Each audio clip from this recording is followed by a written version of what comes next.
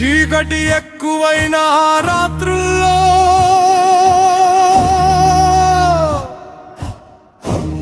అతను మాటలు నేర్చుకోలేదు. నొప్పి ఎలా మౌనంగా ఉంటుందో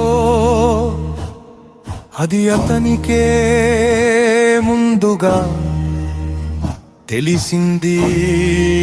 రాగన్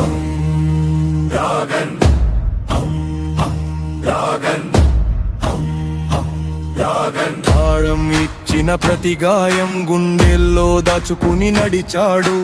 వెలుగు రావాలంటే ముందుగా చీకటిలో నిలబడాలని నేర్చుకున్నాడు.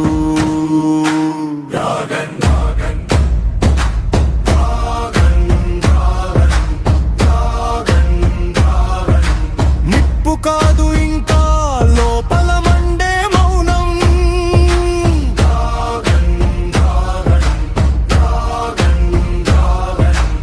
అందరూ దారి మళ్ళించిన వేళ అతను అక్కడే ఆగిపోయాడు. వెనక్కి నడవడం తెలిసినా ముందుకు వెళ్ళడం తప్పలేదు.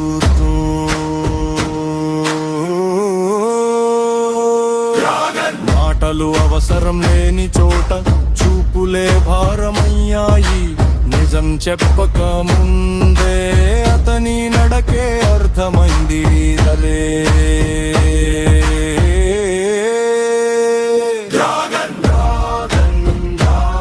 శబ్దం కాదు ఇంకా నిశ్శబ్దంగా లేచే తుఫాను.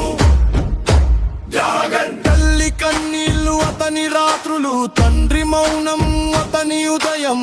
ఒంటరితనం నేర్పిన పాఠం, నిలబడటం అంటే ఏమిటో.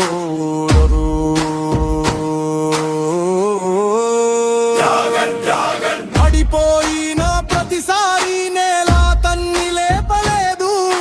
తానే లేచి నిలబడ్డాడు. అదేనని మొదటి యుద్ధం.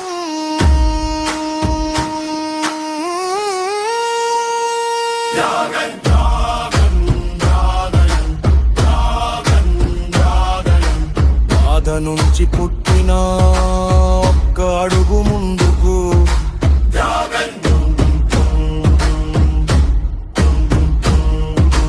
చట్టం చేతులు కట్టుకున్నప్పుడు న్యాయం ఊపిరి పీల్చలేదు.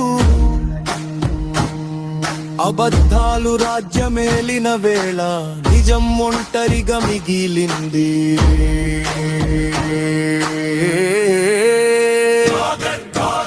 తను గెలవాలని కాదు, తప్పు ఓడిపోవాలని మాత్రమే ఆలోచించాడు. ఆ రాత్రి అక్కడే కథ మారింది.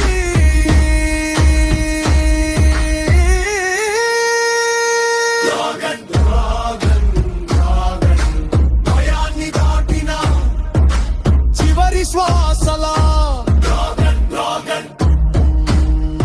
ఇది గెలుపు కథ కాదు, ఇది ఓర్పు పరీక్ష. ఎంత దూరం నడిచాడన్నది కాదు, ఎక్కడ ఆగలేదన్నది ముఖ్యం.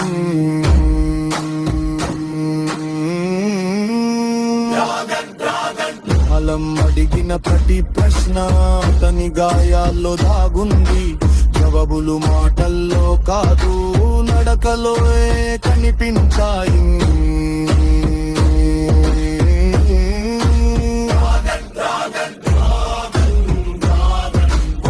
కాదు ఇప్పుడు భయానికి ఎదురైన రూపం. చరిత్ర అతన్ని పిలవలేదు, అతనే చరిత్ర దగ్గరకు వెళ్ళాడు.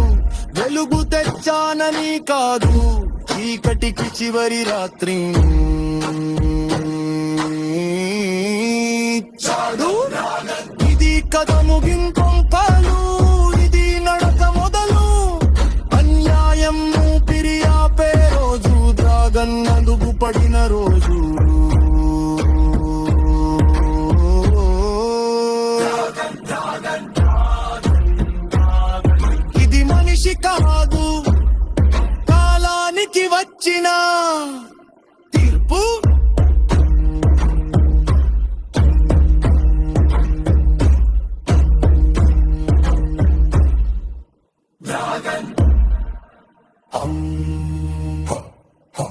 అం